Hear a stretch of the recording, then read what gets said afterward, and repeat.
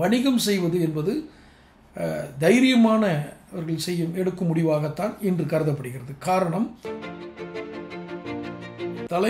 தலைமுறையாக வியாபாரம் செய்பவர்கள் மட்டுமே தொழில் நடத்திட இயலும் என்ற ஒரு நிலை இன்று தமிழ்நாட்டில் இருக்கிறது.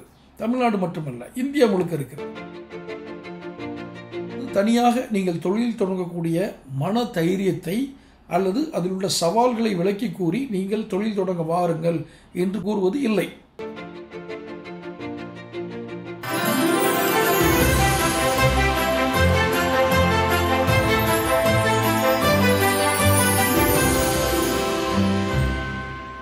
வணக்கம் தமிழகம் டைம்ஸ் நேயர்களே.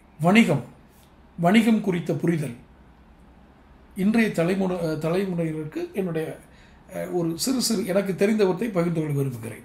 முதலில், வணிகம் செய்வது என்பது தைரியமானவர்கள் எடுக்கும் முடிவாகத்தான் இன்று கருதப்படுகிறது. காரணம், வணிகம் செய்யும் போது இருக்கக்கூடிய அபாயங்கள், பொருளாதார அபாயங்கள், தொடர்ந்து வணிகத்தை நடத்துவதில் இருக்கக்கூடிய சவால்கள். நான் சிரமங்களோ கஷ்டங்கள் பிரச்சனைகள் என்று கூற மாட்டேன். வார்த்தை சொல்லாடலை மிக கவனமாக கவனியுங்கள். வணிகம் நடத்துவதில் இருக்கக்கூடிய சவால்கள்.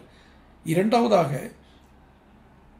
மேலும் ஒரு தலைமுறையாக வியாபாரம் செய்பவர்கள் மட்டுமே தொழில் நடத்திட இயலும் என்ற ஒரு நிலை இன்று தமிழ்நாட்டில் இருக்கிறது. தமிழ்நாடு மட்டுமல்ல, இந்தியா முழுக்க இருக்கிறது. சரி, புதிதாக தொழில் தொடங்க வேண்டும் நினைப்பவர்கள், சிறு குறு தொழிலதிபர்கள், தொழில் முனைவோர், இவர்களுக்கு சாத்தியமான களம் இந்தியாவில் இல்லையா, குறிப்பாக தமிழகத்தில் இல்லையா என்றால், நீங்கள் வணிகம் சார்ந்த கடனுதவி பெறுவதும் வங்கி சார்ந்த உதவிகளை பெறுவதும் என்பது மட்டுமே அரசாங்கம் விளம்பரப்படுத்தும். ஆனால் எந்த அரசாங்கமும் உங்களுடைய தனியாக நீங்கள் தொழில் தொடங்கக்கூடிய மன தைரியத்தை அல்லது அதில் உள்ள சவால்களை விளக்கி கூறி நீங்கள் தொழில் தொடங்க வாருங்கள் என்று கூறுவது இல்லை. இன்னும் வெளிப்படையாக கூறுவதென்றால், தொழில் முனைவோருக்கு தன்னம்பிக்கை ஏற்படுத்தக்கூடிய துறை என்றே தனியாக இல்லை. அப்படி ஒரு துறை தனியாக வேண்டுமா என்றால் நிச்சயம் வேண்டும். உங்களுக்கு ஒரு தொழில் நடத்துவதற்கு பொருளாதாரமும் நிதியும் எவ்வளவு அவசியமோ அதற்கு இணையான அவசியம் சாமர்த்தியம், தொழில் நடத்தக்கூடிய திறன்.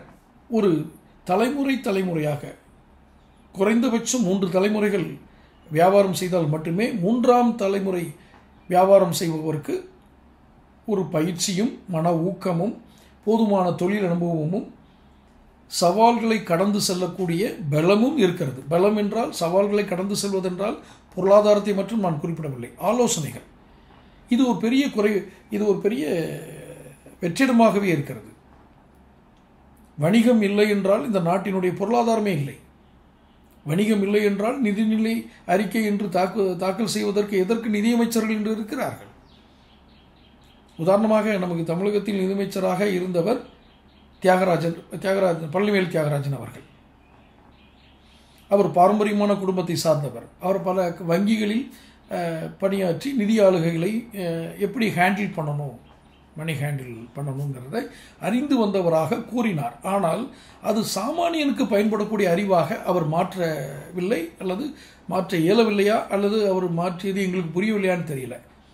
ஆக இந்த இடத்தில் ஒரு வெற்றிடம் இருக்கிறது.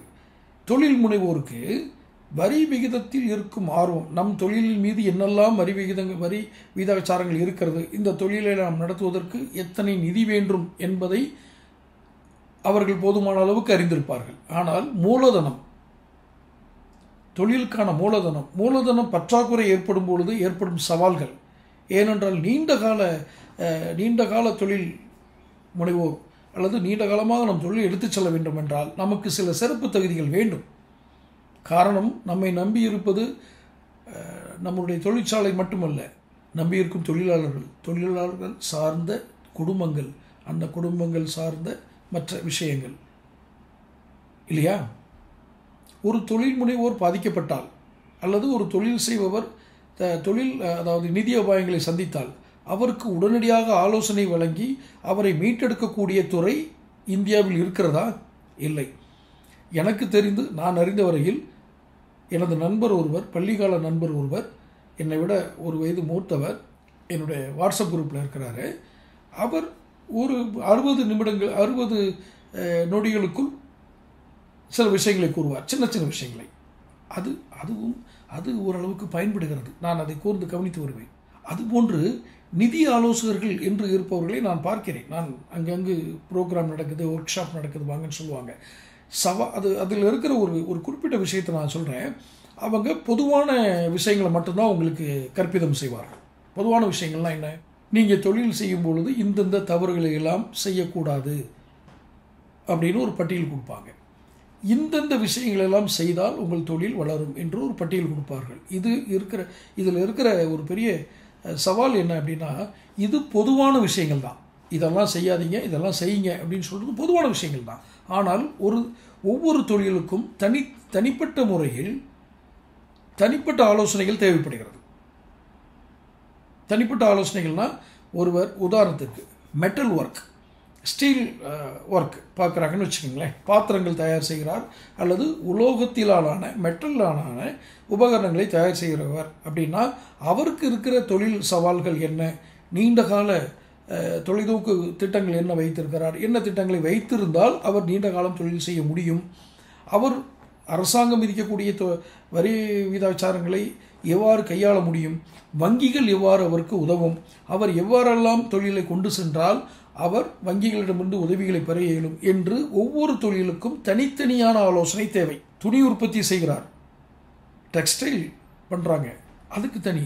கார்மெண்ட்ஸ், அதாவது ரெடிமேடு ட்ரெஸ் எல்லாம் தயார் பண்ணுற மேனுஃபேக்சரிங் யூனிட், அவங்களுக்கு தனியாக தேவை. கெமிக்கல் யூனிட்டுக்கு தனியாக தேவை. சிமெண்ட் ஃபேக்ட்ரிக்கு தனியாக ஆலோசனை தேவை. இன்னும் சொல்லப்போனால் மிகப்பெரிய தொழிற்சாலை நடத்திட்டு இருக்கிறவங்களுக்கு இது மாதிரி ஆலோசகர்கள் தனியாகவே இருப்பாங்க. பிஸ்னஸ் அனலைசர் இருப்பாங்க, அல்லது அவங்க கேட்டு போய்ட்டுருக்காங்க. இன்னொன்று இப்போ மிகப்பெரிய, நான் சொல்கிறேன், சிமெண்ட் ஃபேக்ட்ரிலாம் சாதாரண, அது வந்து சிறு குறு மத்திய தர நடுத்தர வர்த்தகத்தில் தொழிற்சாலைகளில் வராது. அது மிகப்பெரிய ஃபேக்ட்ரி இண்டஸ்ட்ரியில் வந்துடும். அவங்களுக்கு வந்து வேறு விஷயங்கள் வேறு. ஆனால் வணிகம் செய்வதில், உற்பத்தி செய்வது என்பது வேறு, வியாபாரம் செய்வது என்பது வேறு. பொதுவான ஒர்க் ஷாப், அதாவது உங்களுடைய தொழில் இப்படி ஆகிட்டதா, நான் அப்படி பண்ணுறேன் அப்படின்னு சொல்கிறது வேறு. ஏனென்றால் உற்பத்தி செய்பவர்களுக்கு இருக்கின்ற சவால்கள் என்பது வேறு, வியாபாரம் செய்பவர்கள் என்பவர்கள் இருக்கக்கூடிய சவால்கள் என்பது வேறு. இதை தொடர்ந்து நான் எனக்கு தெரிந்த வகையில் நான் தோராயமாக 27 ஆண்டுகளுக்கு மேலாக மார்க்கெட்டிங்கில் இருக்கேன். அதுக்கப்புறம் சொந்தமாக தொழில் பண்ணுறேன். மிக அதிக தோல்விகளை சந்தித்தவன், அதிகமான தோல்வி சூழ்நிலையை சந்தித்தவன் என்பதால் எதை செய்யக்கூடாது என்பதை மிக எளிமையாக குறைய இயலும். அதுவும் வெவ்வேறு வகையான தொழில்கள் செய்பவர்களை சந்தித்தவன். நன்றாக புரிந்து கொள்ளுங்கள். நான் இருப்பது ஆட்டோமொபைல், ஆனால் நான் அதிகம் சந்தித்தது ஆட்டோமொபைல் என்று வைத்துக்கொள்ளலாம். ஆனால் ஆட்டோமொபைல் சாராத மற்ற தொழில்துறை சேர்ந்தவர்களையும் நான் கண்டிருக்கிறேன்.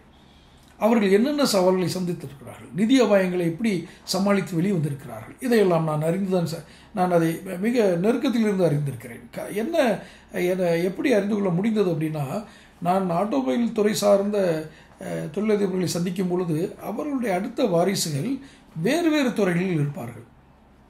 இதற்கு 2 காரணங்கள். ஒன்று, அவர் நடைமுறையில் இருக்கும் தொழிலை நடத்த முடியாமல் சிரமப்பட்டு கொண்டிருக்கும் போது தனது வாரிசும் அதிலே வர வேண்டாம், அடுத்த வேறு தொழிலுக்கு போட்டுன்னு சொல்லி வேற ஒரு துறையை சார்ந்து அவருக்கு ஒரு தொழிற்சாலை உருவாக்கி கொடுத்துருப்பார். அல்லது மல்டிபிள் இன்கம் சோர்ஸ் இருக்கட்டுமேன்னு கூட நினச்சி கொடுத்துருப்பாங்க. தன்னுடைய தொழில் நல்லா தான் போயிட்டுருக்கு, இருந்தாலும் இதில் ஏற்றத்தாழ்வு வரும்பொழுது இன்னொரு தொழில் இருந்தால் நல்லது என்று சென்றிருப்பார். ஆக அவர் அது மாதிரி நான் போய் பார்க்குறவங்களுக்கு மற்ற தொழில் சார்ந்த வாரிசுகள் மற்ற தொழில் சார்ந்து இருப்பதனால் எல்லா தொழிலும் இருக்கக்கூடிய அபாயங்கள் என்ன, த்ரெட்ஸ் அப்படின்னா நிதி அபாயங்கள் மட்டுமில்லை, காம்படிட்டிவ் த்ரெட். ஒரே ப்ராடக்ட் வெவ்வேறு பிராண்ட் காம்படிஷன் த்ரெட் வந்துடும். சவால்கள், அடுத்து இதே சமாளிக்கக்கூடிய போட்டியாளர், சந்தையினுடைய போட்டியாளர். சந்தையில் போட்டியாளரை சந்திப்பது என்பது வேறு, அவர்கள் சந்தைக்கு வருவதற்கு முன்பே அவர்கள் போட்டியாளராக கருதாமல் தன்னிலையோடு தன்பலத்தோடு இருப்பது என்பது வேறு. இன்னும் கொஞ்சம் தெளிவாக சொல்கிறேன். காம்படேட்டர் என்ன வேணாலும் பண்ணிட்டு போட்டோம், என் தொழில் எனக்கு நடக்கும் அப்படின்னு நினைக்கிறது வேறு. அல்லது காம்படேட்டர் பண்ணுறதுக்கெல்லாம் நான் வந்து ஒரு பதில் இது செஞ்சாகணும், ஒரு ஸ்ட்ராட்டஜி, ஒரு வியூகம் எடுத்தாகணுங்கிறது வேறு. இந்த 2க்குமான வித்தியாசங்கள் இருக்கிறது. தொடர்ந்து நம்ம வியாபாரம் சம்பந்தமான நிகழ்ச்சிகள் காணொலியில் பாருங்கள், சப்ஸ்கிரைப் பண்ணுங்கள், நோட்டிஃபிகேஷன் பெல் பதிவு பண்ணுங்கள். அடுத்த ஒரு காணொலி சந்திப்போம். நன்றி.